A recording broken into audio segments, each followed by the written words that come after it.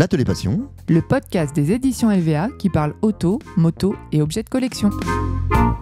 Bonjour à tous et bienvenue pour ce nouvel épisode de l'Atelier Passion.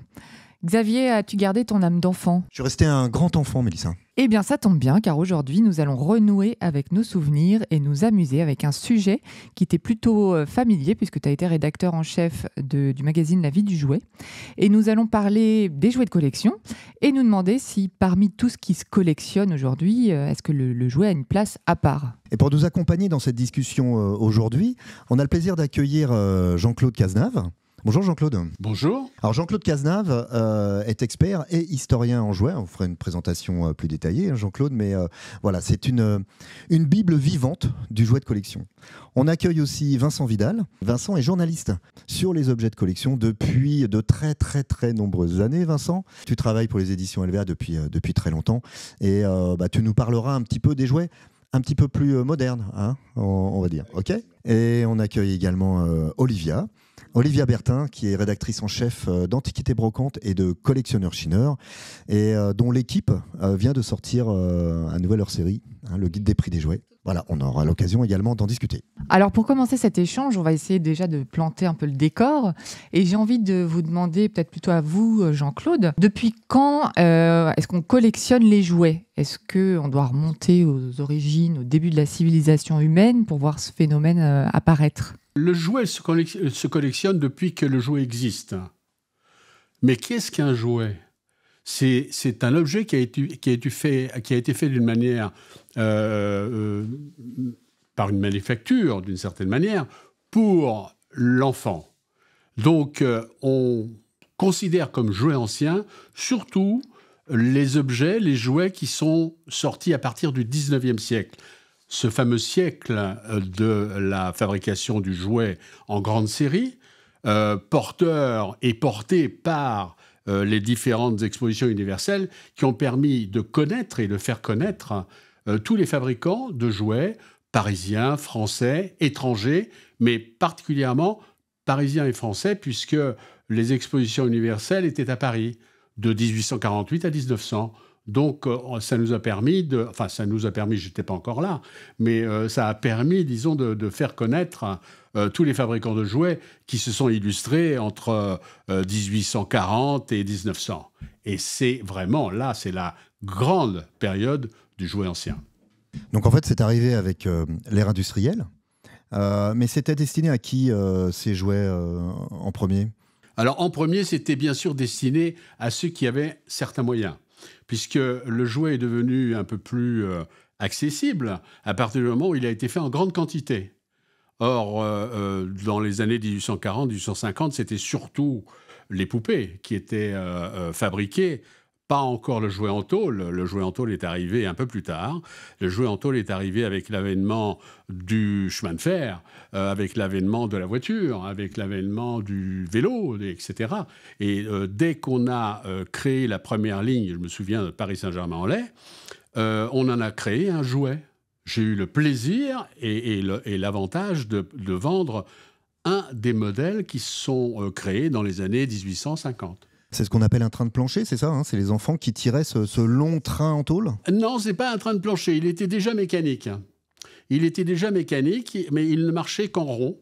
C'est-à-dire que les roues étaient à 45 degrés et il tournait en rond. Voilà. Alors, suivant la grandeur de la rame, on avait un diamètre plus ou moins grand. Donc, il fallait des grandes superficies pour jouer au petit train. Donc là, on est loin des jouets ou des cartes Pokémon, parce qu'on fait le grand écart, parce que on racontera ce parcours en fait du jouet, parce qu'il y a eu plusieurs périodes du jouet, et on s'aperçoit aujourd'hui que la notion de jouet, de collection de jouets, je pense, a changé, on y reviendra, et c'est vrai qu'aujourd'hui, on a l'impression que le jouet est devenu éphémère, les jeux sont devenus éphémères, on passe d'un jouet à l'autre pour se retrouver sur effectivement des collections qui durent quelques mois, et puis on passe à autre chose. La relation de l'enfant avec un jouet, entre le 19e siècle et aujourd'hui, a complètement changé, Vincent. C'est vrai qu'il y a déjà la première chose qui est l'industrialisation, beaucoup plus de jouets, beaucoup plus de quantité. beaucoup plus de collectionneurs et aussi beaucoup de gens qui changent quand même très facilement de collection, comme on change aujourd'hui un petit peu comme tout va très très vite. Donc les collections suivent un petit peu aussi le mouvement. On passe des cartes Pokémon à d'autres cartes, d'un jouet McDo au jouet Kinder, et une nouvelle licence qui arrive, un nouveau film qui arrive. Donc c'est vrai que tout va beaucoup plus vite. Et puis c'est vrai aussi que c'est des jouets souvent plus accessibles, parce qu'effectivement, manger un œuf en chocolat pour avoir un petit jouet, ça revient pas très cher par rapport à un jouet en métal du début du siècle, quoi. Bien que dans les années 20, il fallait manger des tablettes de chocolat pour avoir des petites voitures en plomb. C'est sûr. Ou des images poulains. Alors, comme on le voit, la notion de jouet est très large. Est-ce qu'il y a néanmoins une sorte de top 3 ou des jouets qui se collectionnent le plus ? Il y a des périodes. Vous avez, comme je vous ai dit tout à l'heure, il y a donc cette fameuse période du 19e. Donc, en gros, on peut définir 3 périodes. On peut définir la période avant 1900, la période après 1900 jusqu'à la Première Guerre mondiale, l'entre-deux-guerres. Voilà, c'est vraiment les 3 grandes périodes. Avant 1900, après 1900 jusqu'en 1914-1915 et entre 1920 et 1940. Et après ? Après, on continue à collectionner, bien sûr, mais c'est un peu différent dans le domaine de la collection, puisque à partir de 1940, qu'est-ce qui se collectionne ? Il va se collectionner certains trains, comme de la marque Jep, par exemple. Il va se collectionner les premières voitures 43e. Il va se collectionner des poupées genre Bleuette, avec tous les accessoires et tous les vêtements qui étaient fabriqués à l'époque pour accompagner la poupée. Il va se collectionner... dans les années 50-60, on va commencer à parler des robots, on va commencer à parler des jouets d'espace, etc., etc. Mais il y a également la poupée Barbie, il y a également du rétro gaming. Alors, la poupée Barbie, elle, c'est, en France, disons, c'est en 61-62 qu'elle commence à avoir une grande popularité. Parce qu'Olivia, justement, dans les pages d'Antiquités brocantes et de collectionneurs chineurs, on parle également de toutes ces collections qui sont... d'objets après 1960. Exactement, tout ce qu'on appelle en fait aujourd'hui les jouets vintage. Donc ça va être les Barbie, mais ça va être aussi tout ce qui est objet dérivé de séries télé, BD, ciné. On sait aujourd'hui que tout ce qui touche aux héros d'enfance, en fait, ça suscite beaucoup de nostalgie, beaucoup de réconfort chez nos lecteurs et chez les collectionneurs de jouets en général. Donc on va essayer de chiner un petit souvenir Casimir, on va trouver un set de Lego Star Wars. Tout ça, ce sont des choses qui aujourd'hui attirent et qui font des super records d'ailleurs d'enchères. On sait que, donc là en juin 2024, donc cet été, il y a une figurine de Boba Fett, le chasseur de primes, donc dans la saga Star Wars, qui a été vendue près de 482 000 €. Voilà, donc ce qui est un sacré record et ce qui en fait la figurine la plus chère en fait du monde. Moi, je veux presque rebondir sur ce que disait Jean-Claude, qui s'arrêtait aux années 30. C'est vrai qu'après, il y a un truc qui arrive, qui est assez connu, c'est le cinéma. Le cinéma parlant, donc avec une petite figurine Chaplin, Laurel et Hardy, etc. Et il y a aussi, je pense que c'est une deuxième étape, ça va être, qui va amener tout ce qui est produit dérivé par la suite, ce qu'évoquait Olivier à l'instant. Mais c'est vrai que ça commence... Voilà, dans les années 30, les premières poupées Chaplin, Laurel et Hardy, les produits dérivés, les boîtes de chocolat Laurel et Hardy, et tout ça, ça va amener effectivement années 40, juste après-guerre, années 50, 60, l'ORTF après. Et voilà, et c'est vrai que ça, c'est la suite un petit peu. Comme ça, je crois qu'on a couvert toute la grande période voilà, jusqu'à aujourd'hui, mais ça va être voilà, ce qui amène à Star Wars, ce qui amène à ça. C'est vraiment pratiquement le début du cinéma. Et Jean-Claude, alors pour vous, la définition d'un collectionneur de jouets, quand vous les croisez, quand ils racontent leur histoire, quand ils vous montrent les objets, quel est le dénominateur commun de ces collectionneurs ? Il y en a un ? D'abord, je les écoute. C'est très important et très instructif d'écouter un collectionneur. Nous, on a la chance de pouvoir en vivre et d'être considérés comme experts par beaucoup de personnes, et j'en suis ravi.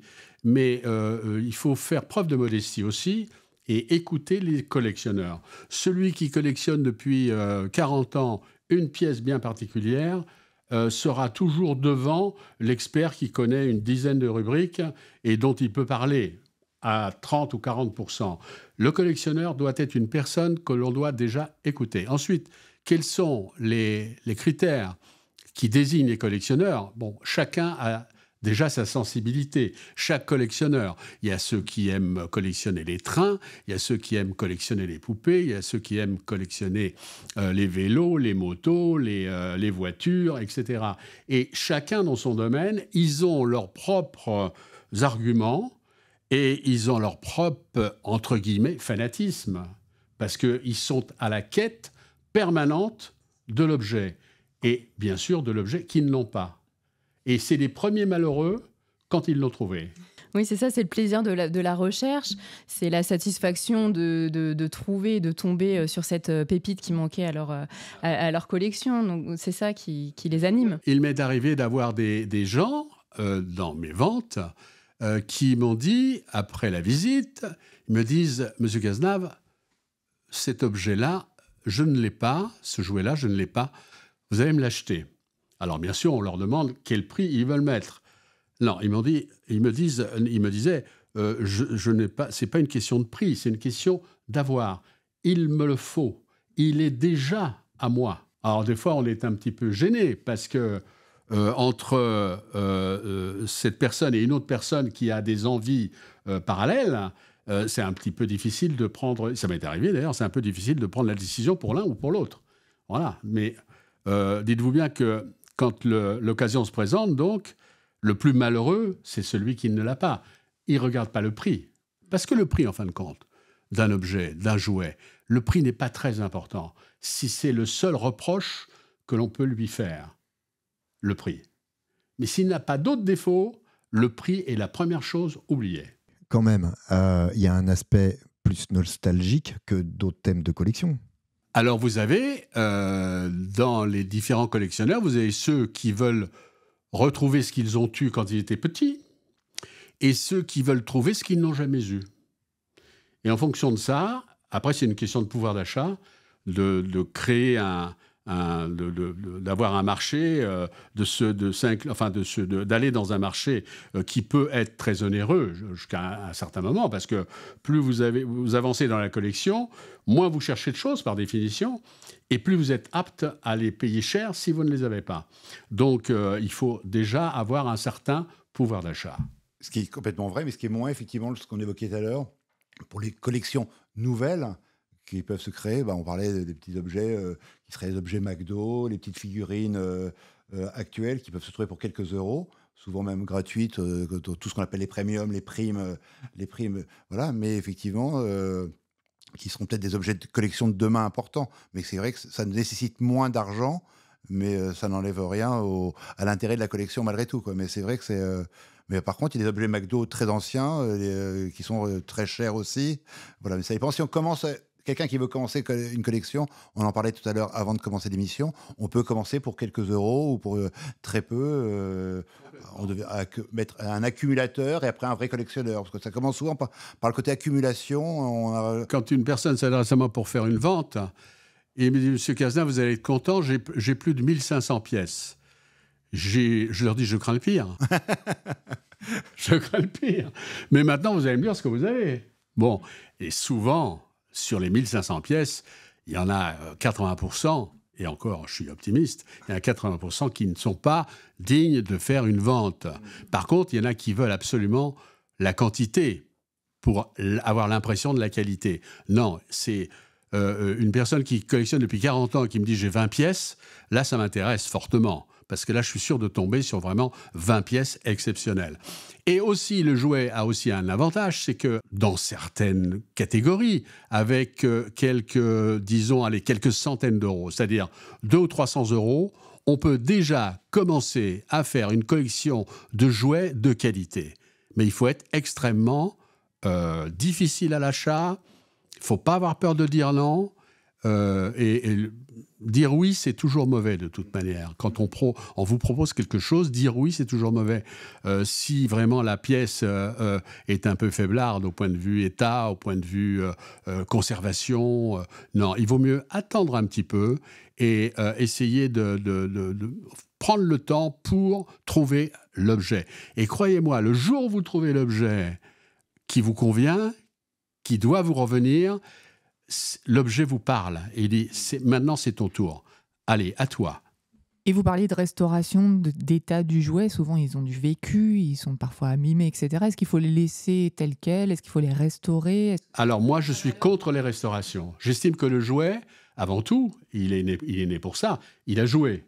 Et il a joué avec beaucoup d'enfants, ou il a joué de manière à ce qu'il ait le droit d'avoir un petit peu le passé, les touches du passé qu'il a sur lui.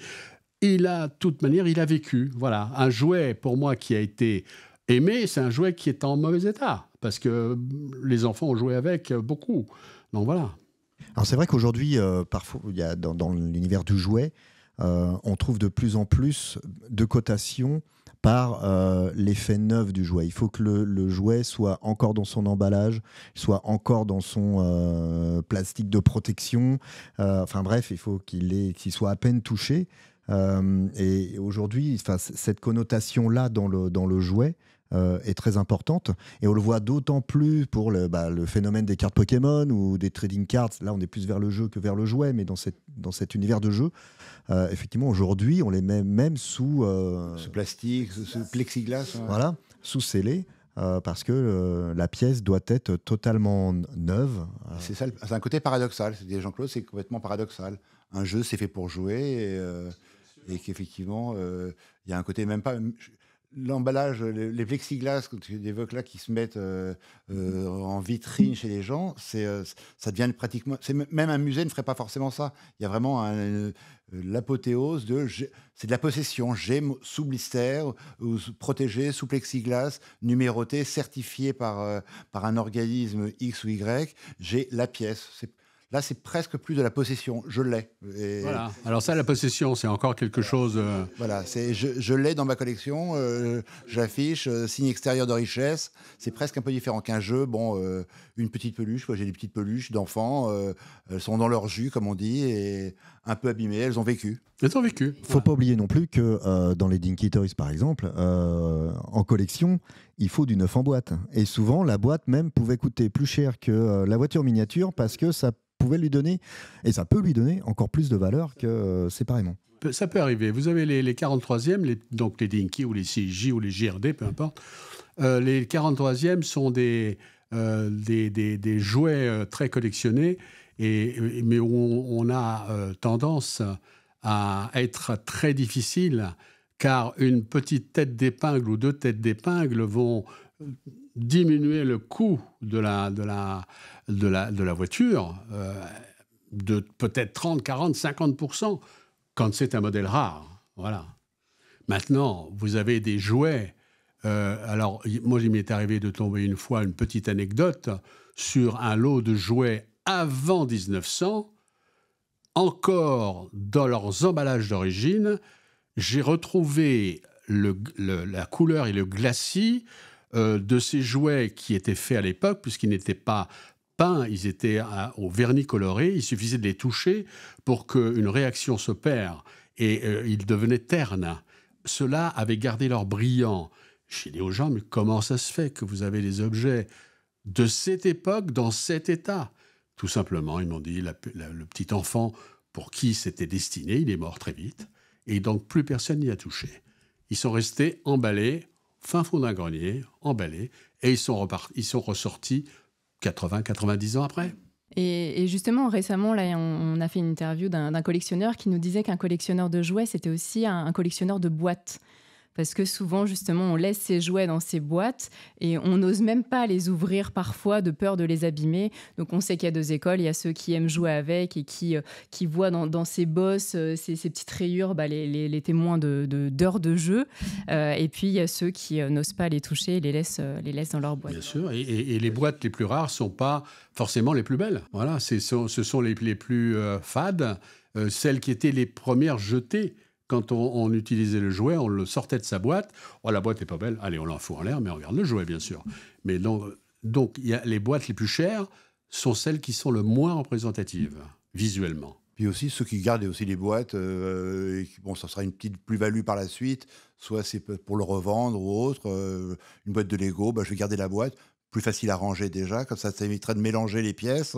Et c'est vrai que ça fait une plus-value, une boîte de Lego complète, en boîte. Ou ceux qui gardent les boîtes tout simplement en attendant de trouver l'objet qui allait dedans. Parce que c'est pas une faute de goût que de joindre une voiture qui est née avec une boîte. On peut très bien avoir la boîte et puis trouver la voiture 10 ans après. Tout à fait. Et même le mode d'emploi. Moi, j'ai quelqu'un qui cherchait désespérément le mode d'emploi d'un jeu qu'il avait. Il avait la boîte, il avait le jeu, il voulait le mode d'emploi uniquement qui allait avec. C'est pour mécano, vous voyez, les boîtes mécano. Et il y a aussi des belles boîtes, des boîtes illustrées qui sont vraiment très jolies, sans parler du jouet, mais la boîte, je pense notamment à des boîtes d'automates ou des boîtes ou des jeux de société, des jeux anciens, où la boîte est vraiment très belle et fait un objet de déco à part entière et on aime l'exposer sur une étagère aussi. Alors, ce qui se passait en général, c'est quand les boîtes étaient belles, ce qui était dans la boîte était un peu décevant. C'était pour faire vendre l'intérieur. Voilà. Mais bon, il y a des boîtes, il y a des illustrateurs, il y a des comme Saucine ou autres qui ont fait des couvercles de boîtes absolument fabuleux. Parce que aujourd'hui, le jouet, on sait que le jouet sert aussi de déco. On a l'hydravion Jep, je pense à lui, rouge, souvent il sert justement comme un beau jouet décoratif. On a des robots japonais aussi. Il y a pas mal d'objets de pop culture qui servent aujourd'hui des décos. Et là, on bascule de la collection de jouets vers une déco. Et le jouet, je trouve, sert de plus en plus justement. C'est un très bel objet décoratif. Hein. C'est un très bel objet de bureau. C'est un très bel objet de vitrine, un très bel objet d'étagère. Une étagère un peu vide, vous mettez un jouet dessus, il n'y a pas besoin de deux. Un jouet, si vraiment le jouet tient sa place, vous voyez plus l'étagère, vous voyez que le jouet. Mais c'est vrai que dans les maisons de personnes qui aiment les objets anciens, il y a forcément un jouet quelque part. Ça peut être une voiture à pédales qui est dans un salon, ça peut être des sujets de manège. Bon, après, il faut avoir l'espace pour. On s'éloigne un peu du jouet, mais les robots japonais, effectivement. Les petits poètes aussi de Lacoste, je pense aussi à ça. Voilà, il y a plein de façons de faire entrer le jouet chez soi dans son intérieur, par petites touches ou un peu plus importantes. Mais c'est notre bulle de réconfort. On le croise, on le voit et ça nous rappelle les souvenirs. D'ailleurs, on ne vous a pas demandé autour de la table, est-ce que vous collectionnez vous-même des jouets ? J'ai bien sûr quelques jouets, mais heureusement, je n'ai pas une âme de collectionneur forcené. Alors, j'ai quand même choisi un créneau de jouets tout à fait particulier. J'ai choisi le transport urbain parisien avant 1910. Mais je les veux dans un état absolument parfait. C'est-à-dire que je vais collectionner un métro, je vais collectionner un autobus, un omnibus, je vais collectionner un taxi. Voilà. Donc, mais il faut que je les veux dans un... Quelle que soit la marque. Français, pour la... Je ne sais pas que je suis... pour le jouet français à 100%, mais je trouve que le jouet français avant 1900, avant 1910, il a un charme que n'a pas le jouet allemand ou voilà. La Märklin, qui était vraiment le numéro 1 de la fabrique dans ces années-là, c'est très beau. Märklin, c'est imbattable. Je sais pas, une calèche Charles Rossignol, c'est un objet à part entière. Alors que c'était un jouet qui était fabriqué pour être cassé, piétiné, etc.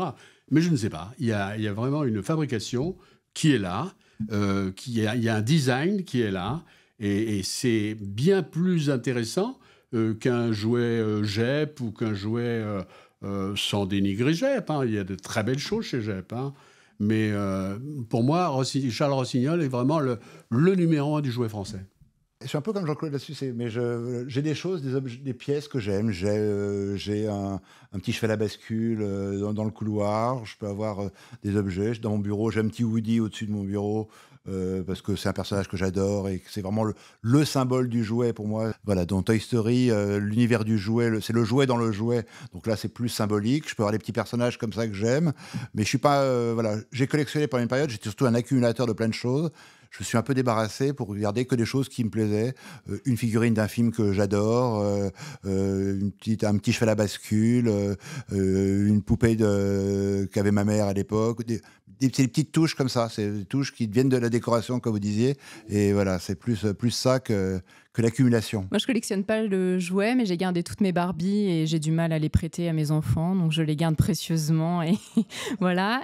Par contre, je regrette d'avoir cédé des cartes Pokémon parce que j'avais les cartes première génération qui s'échangent aujourd'hui à plusieurs dizaines de milliers d'euros et gentiment, je les ai distribuées un peu à droite à gauche, à un neveu, à un petit voisin. Et quand j'ai voulu remettre la main dessus, j'ai été bien déçue de ne pas les retrouver. C'est peut-être un thème aussi à aborder, la spéculation, de savoir si aujourd'hui il y a des choses qu'on pourra avoir dans nos placards et qu'on devrait garder et qui peut-être vont prendre de la valeur. En tout cas, il faut garder. Ça, maintenant, je le sais. Les enfants qui nous écoutent, surtout gardez vos jouets parce qu'ils peuvent prendre effectivement de la valeur au fil des années. Et donc, quelle peut être la collection de jouets de demain ?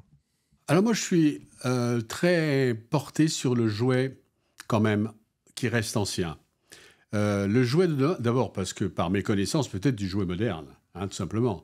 Mais je sais ce qu'il faudrait garder dans le jouet ancien. Je sais ce qu'il faudrait garder pour demain parce que ça ne va pas, leur valeur ne va pas diminuer et leur engouement ne va pas être amoindri avec les années qui viennent. Je pense qu'il y aura, bien que j'ai en moyenne de quelques centenaires dans les collectionneurs de jouets, je suis sûr que ceux qui ont 80 ans aujourd'hui, quand ils en auront 100, ils continueront à collectionner, tout simplement. Non, mais je crois que tant que la vie est là, le collectionneur, s'il a toute sa tête, aura sa quête du jouet tel qu'il l'a toujours vécu, tel qu'il l'a toujours connu. Donc, il continuera à collectionner. Et le jouet de demain, c'est malgré tout le jouet d'hier. Néanmoins, pour avoir 2 jeunes enfants, on voit l'exhortation à la collection. On lance sans arrêt des nouvelles séries de figurines, de poupées. On leur dit collectionne, collectionne. Donc, est-ce que les enfants d'aujourd'hui sont peut-être les collectionneurs de demain, mais effectivement avec une valeur amoindrie peut-être du jouet, ou est-ce que ça sera simplement des consommateurs Non, je pense que les collectionneurs d'aujourd'hui, c'est-à-dire les jeunes enfants qui veulent se lancer dans une collection, il y a des trucs tout bêtes, effectivement, c'est de les garder en bon état. Ils peuvent jouer avec, mais en les gardant en bon état. L'idéal, c'est d'avoir des séries complètes. Quand c'est les petits jouets, on parlait de jouets, que ce soit McDo, Kinder ou j'en sais rien, mais au moins d'avoir des séries complètes qui se focalisent en se disant, voilà, il y a 13 petits accessoires ou 13 petites pièces dans cette collection, je vais m'arranger pour qu'elle soit complète, plutôt la garder en bon état. Et c'est des petites bases comme ça, mais il n'y a pas de... Avant que les collections... actuelles valent des fortunes, pardon. Je pense qu'il faut attendre un petit peu, mais c'est l'âme du collectionneur. C'est plutôt l'âme d'avoir envie de garder des petites choses, des cartes, Et ce qui fonctionne en ce moment, j'ai 2 exemples en tête. Il y a les poupées LOL. Il y a aussi les petites figurines, les Sony Angel, qui s'échangent pas mal dans les cours de récré. On sait que ce sont des petits objets qui s'emportent aussi facilement dans les cartables et puis on les échange pendant la cour, en récréation. Et le Sony Angel aussi, mais je crois que les poupées LOL c'est pareil, c'est aussi le déballage. Il y a ce phénomène unboxing où on le déballe et on découvre la figurine en fait à l'intérieur et on ne sait pas forcément sur laquelle on va tomber et il faut qu'on complète la série. Et donc il y a ce phénomène-là aussi qui entraîne beaucoup d'échanges dans les cours et ça plaît. Est-ce que ça va durer? Est-ce que ça sera une collection dans 10 ou 15 ans? On verra. C'est le problème de l'éphémère, c'est que les choses vont très très vite. Ce que j'ai dit tout à l'heure, c'est qu'une collection chasse une autre collection et que pour arriver à imposer une vraie collection sur la durée, c'est pas évident. Oui, on verra de toute façon ce qui va se passer dans les années suivantes. On voit bien qu'aujourd'hui, les quinquas sont sur les séries télé. Goldorak fait un carton partout, qu'il soit en jouet ou en objet de déco ou autre. On voit aussi que le rétro gaming a vraiment explosé ces dernières années. Et aujourd'hui, ce ne sont pas seulement les quadras ou les quinquas qui ont connu ces consoles de jeux il y a quelques décennies qui les collectionnent, mais on va aussi vers de la jeune population qui se remet à découvrir en fait ces nouveaux jeux vidéo, ces nouvelles consoles. Donc je pense qu'en fait, il y a des objets qui ressortent comme ça dans les décennies et qui rappellent, qui ont une part de nostalgie. Moi, je pense vraiment, avec le jouet, il y a cette part d'enfance. Et si on revient à la question de départ, le jouet, le roi de la collection, Peut-être qu'il est roi de la collection parce qu'il fait appel à ces instants d'enfance, à ces souvenirs, à ces moments où on était dans sa chambre, seul ou avec ses copains, son frère, sa sœur, à jouer l'un au Playmobil, l'autre aux poupées en porcelaine, etc. etc. Et c'est je pense que ce qui fait que le jouet, pour moi, dans l'univers de la collection, a une aura particulière. C'est vrai que c'est ce que je disais à l'instant, le mot nostalgie, c'est le côté nostalgique qui est vraiment en plus avec la vague vintage, la fameuse vague vintage qui amène un petit peu ces jeux assez récents même qui peuvent être intéressants pour les collectionneurs. Et il faut dire aussi une chose, c'est qu'on n'a pas le virus de la collection très tôt. Il n'existe pas de collectionneur qui commence à 4 ans, ça n'existe pas. Par contre, les rencontres à partir de, on va dire, 14, 15, 16 ans, les rencontres avec d'autres collectionneurs plus âgés qui ont déjà une expérience de la collection peut beaucoup influencer le nouveau collectionneur. Et ça, c'est très important de créer des manifestations pour que les gens se rencontrent et parlent pour l'un de sa collection, pour l'autre de sa future collection. Vous pouvez avoir des points communs avec un collectionneur qui vous fera admettre de collectionner, par exemple, les petits vélos ou les petites motos des années 30. Pourquoi ? Il a ses propres arguments qui vont vous convaincre. Voilà. Et je trouve que se faire rencontrer les collectionneurs, c'est très important. Bien qu'ils n'aiment pas trop parler. Mais quand ils sont en terrain favorable, quand ils ont un autre collectionneur en herbe qui arrive, pourquoi pas ? Je crois que le savoir, ce qui est important, c'est de l'avoir, bien sûr, mais c'est surtout de le transmettre. Si l'avoir pour le garder, ça n'a aucune importance. Olivia peut en être témoin, hein, mais c'est ce qui se passe dans les pages d'Antiquités Brocantes ou de collectionneurs chinois, où on fait parler tous nos collectionneurs, nos experts, nos historiens, justement, pour être au carrefour en fait, de toutes ces passions. Ouais. Et je peux vous dire qu'ils peuvent être bavards, parfois, nos collectionneurs. Et s'il est en position favorable, s'il est sur un terrain fertile, alors là, vous pouvez le garder 8 jours. Hein. Je crois que la collection, c'est comme un entonnoir. Au début, on est dans la partie haute de l'entonnoir. Donc, tout arrive. Puis, au fur et à mesure, ça se resserre. Et on arrive, lorsque tombe la pièce de l'entonnoir, normalement, ça doit être une pièce extraordinaire. La collection, c'est ça. Au début, tout arrive parce qu'on accepte tout. Et après, on devient de plus en plus difficile. Donc, de moins en moins de choses arrivent, sauf une qui arrive au bout. Pour conclure cette émission très intéressante, j'aimerais vous lire un extrait de l'édito du hors-série Jouets d'hier de collectionneurs et chineurs. Le pouvoir de l'intemporel, l'univers de la collection est un océan de récits et de souvenirs façonnés par des générations successives désireuses de transmettre un patrimoine.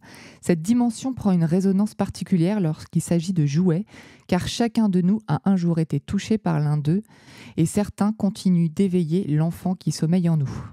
Merci à tous. Retrouvez tous les épisodes de l'Atelier Passion sur la chaîne YouTube des éditions LVA. Et suivez-nous sur les réseaux sociaux, Facebook et Instagram. À bientôt.